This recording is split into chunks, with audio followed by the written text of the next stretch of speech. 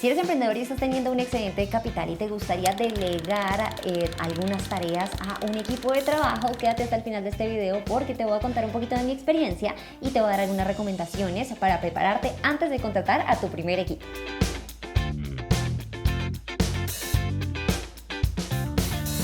Hola, ¿qué tal amigos de YouTube? Nuevamente con todos ustedes, Karen Suárez.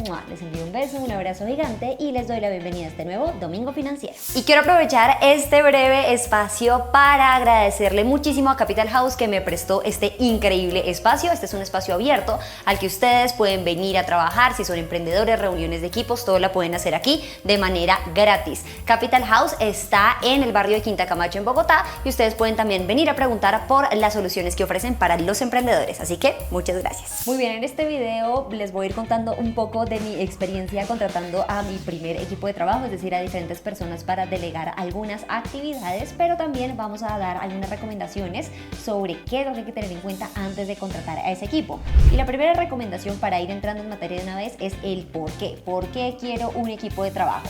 Yo me leí un libro que me voló la cabeza y siempre lo menciono. Ustedes dirán, esta vieja como con ese libro, pero es que es la semana laboral de 4 horas de Tim Ferriss, que de hecho ya le hicimos una reseña en el canal y aquí se los voy a dejar. Ese libro me rayó tanto la cabeza que quise y anhelé muchísimo tener más tiempo libre, y para mí esa fue la razón por la cual empecé a contratar más equipo de trabajo y más personas que se especializaran en cada una de las áreas en las que esta marca personal trabaja. Así que empecé por ahí y mi objetivo final era tener más tiempo libre y dedicarme a las cosas en donde yo era absolutamente esencial, como por ejemplo para grabar, por ejemplo para presentar, para grabar el podcast. Es decir, la marca se llama Karen Suárez, obviamente yo no me puedo desaparecer completamente del organigrama, pero sí hay una posibilidad de que empiece a tener más tiempo libre dedicándome justamente solo a lo necesario. Así que lo primero que te recomiendo es que escribas por qué. Si tú quieres decir, no, es que quiero ampliar mi capacidad, no sé, productiva para ganar más dinero, está bien. Si tú dices quiero tener más tiempo libre, está bien. Si tú dices quiero abrir otra línea de negocio y quiero delegar lo demás, está súper bien.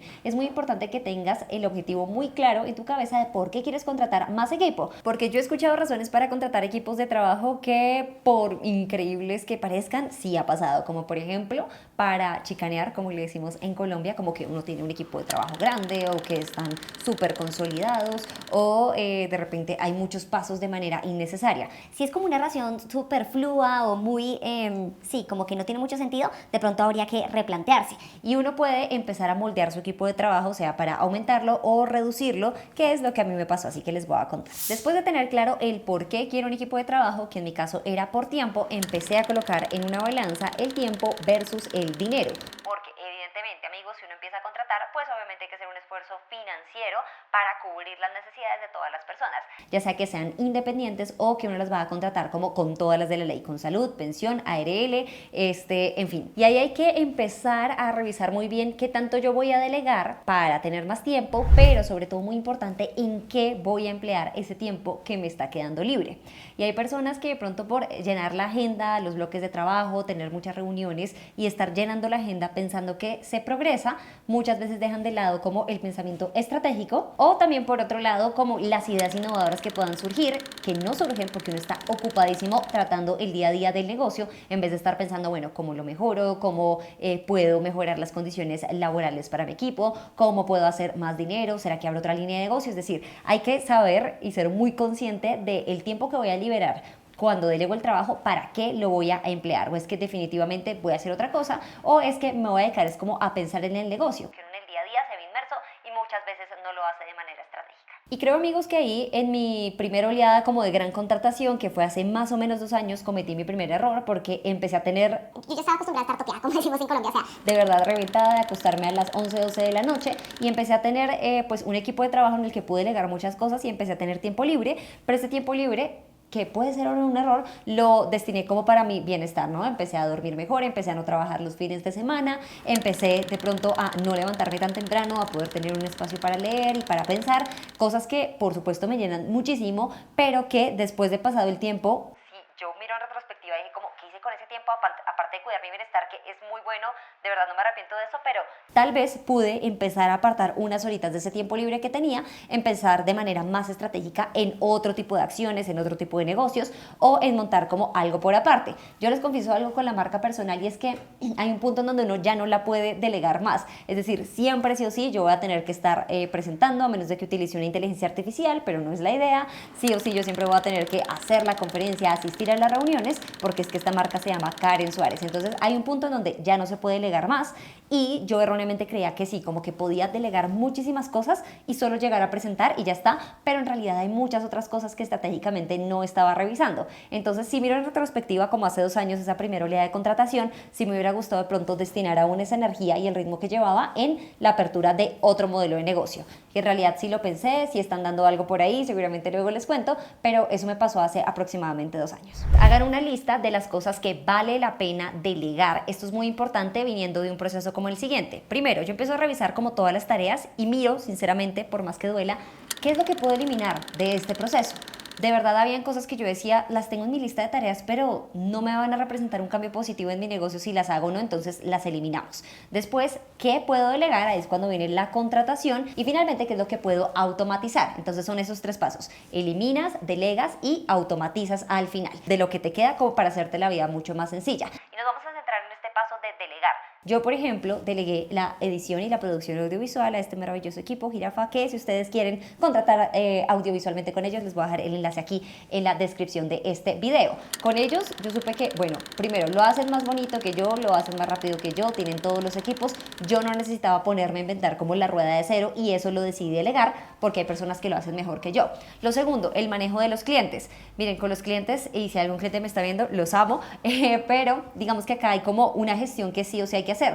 Que no envíe esta imagen, que dónde está el link del video, que cuál es el link del libreto para revisarlo. Es decir, son cositas como operativas que realmente yo puedo delegar en una tercera persona y que me ayuda a liberarme un poco de flujo de trabajo porque los clientes pues necesitan como atender sus necesidades de manera rápida. Acá hay una variedad de clientes y necesitan que les respondan de manera inmediata, fácil, con cosas que no son muy complicadas, ¿no? Como un link, como un permiso para editar, como una sugerencia de edición. Todo eso se puede delegar, entonces también lo hice. Y finalmente el tema administrativo, que para mí es como es de verdad lo odio. Y por eso lo pude delegar en una persona que le gusta ese tipo de trabajo automático, que tiene todas las facturas en orden, que manda las cuentas por cobrar, que manda las facturas, que hace las notas crédito y que mantiene en orden como todo el flujo administrativo. Asimismo que me ayuda como con el pago de los impuestos, de los balances y demás. Ese trabajo que yo sé que es muy importante, que yo aparte tomaría muchísimo tiempo en hacerlo, también lo delegué. Entonces revisen ustedes qué es lo que van a delegar, qué vale la pena delegar y qué otras cosas no. Por ejemplo, yo les confieso, tuve una persona que me ayudaba como a investigar los temas para a partir de ahí hacer el libreto y presentarlo, pero al final esa investigación, como no era una persona que estuviera como especializada en finanzas personales o digamos era un escritor más que un investigador, pues digamos que había un paso adicional que yo creo que no era necesario al final, porque creo que ustedes responden mucho mejor a los videos que son como así improvisados, donde les cuento mi experiencia, más que algo súper investigado y lleno de cifras. Creo que al final una marca personal y un video de YouTube es exitoso por el punto de vista que le da el creador de contenido, más que por la información como que uno puede encontrar en internet. Entonces, después de algunos meses yo me di cuenta como, bueno, esto no es tan necesario y lo empecé como nuevamente a retomar yo desde el camino. Entonces, no es que vaya a ser perfecta la delegación desde el principio, pero sí o sí hay que saber qué sí delego, qué no y para qué voy yo a utilizar ese tiempo pues en la generación de contenido de mi negocio o para echar a andar otras cosas. Y así como hay que tener una lista de cosas que puedo delegar, hay que tener una lista de cosas que no puedo delegar. Yo sé que no puedo delegar la presentación, el diseño de una conferencia, dar la conferencia como tal, asistir a una reunión en donde está un cliente o vamos a hacer networking, porque esta marca personal tiene esta característica, ¿no? O sea, se llama Karen Suárez, no es un grupo de personas, no es una marca blanca, sino es esta cara, entonces eso no lo puedo delegar. Y revisando eso, empecé a mirar, bueno, cómo puedo empezar a depurar un poquito las cosas a las que asisto y para eso automatizamos como unas preguntas junto con mi equipo en donde yo sé si es absolutamente necesario ir o de pronto puedo prescindir de eso. Hay que mirar las cosas que se pueden delegar y las cosas que no se pueden delegar. ¿Qué no se puede delegar? Mi punto de vista sobre algún tema específico en finanzas. ¿Qué no se puede delegar? Mi opinión sobre alguna plataforma de inversión. Que ustedes preguntan mucho, ¿qué opinas de esta plataforma? Yo no le puedo puedo decir a un equipo, no, dile lo que tú opinas. Ahí sí yo soy muy responsable y le digo, mándame esos comentarios a mí y yo los voy a contestar.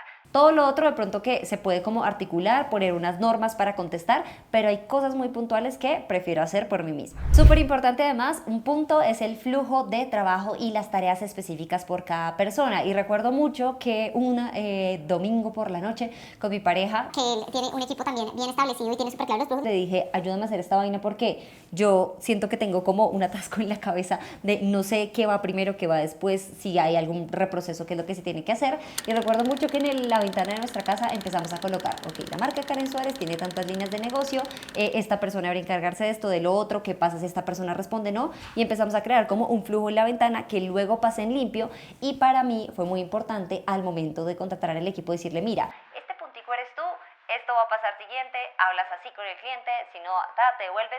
Y ese flujo para mí fue muy, muy claro. Al final me di cuenta que en ese momento, en esa primera revisada, yo necesitaba como de 3 perfiles, que les voy a contar abiertamente. Es un project manager, es decir, una persona que va alineando todo el equipo, es como el pegamento, ¿no?, del equipo con los clientes, con el equipo de edición y demás. Por otro lado, un community manager que conteste a las personas y también parrille todo el contenido. Y finalmente, en ese momento, un investigador / libretista que me ayudara como a conseguir data e información, y adicionalmente como una persona administrativa que se encarga de todos esos temas burocráticos que les dije que no soy fan de ellos. Entonces ahí había un equipo como de 4 personas y lo que yo hice fue empezarlos como a contratar para las tareas diferentes. En ese flujo, en ese momento tenía sentido, y luego van cambiando las cosas, uno va iterando y se da cuenta que de pronto entre más simple el proceso, pues muchísimo mejor. Otro punto importante, tener una inducción apropiada. Yo me acuerdo la primera persona que contraté y fue como, ese día me iba de viaje, me iba a una gira, fue horrible porque no le pude dar una inducción apropiada y obviamente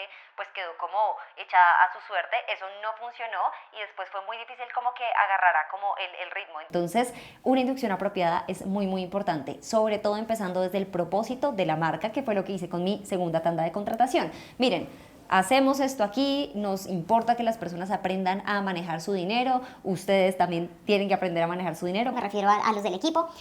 Cualquier duda que tengan, aquí estamos, acá todos, no es como una jerarquía en donde hay niveles, sino esto es como una organización horizontal en donde nos podemos dar sugerencias. Si ustedes aparte descubren que hay una mejor forma y una manera mucho más fácil de hacer un proceso, por favor díganmelo sin miedo, y esa inducción de verdad para esas nuevas personas cambió absolutamente todo. Ya estaban más empalmados, estaban comprometidos como con el propósito de este canal, sobre todo porque es muy extraño porque es como una persona y uno está como detrás, ¿no?, en la marca de esa persona, pero cuando se conectan con el propósito global, pues sí, los resultados fueron muy diferentes. Así que sí, les recomiendo que inviertan, ¿no?, tiempo de preparación en una muy buena inducción de por qué hacen las cosas, cuáles son los flujos de trabajo, porque es importante, por ejemplo, contestarle de manera adecuada al cliente o a las personas para engranar todo esto y hacer que la organización sea mucho más fluida. Finalmente, pero no menos importante, mucho ojo con el flujo de dinero. Si ustedes empiezan a revisar que tienen unos picos y unos valles cuando uno es emprendedor, entonces empiecen a estabilizar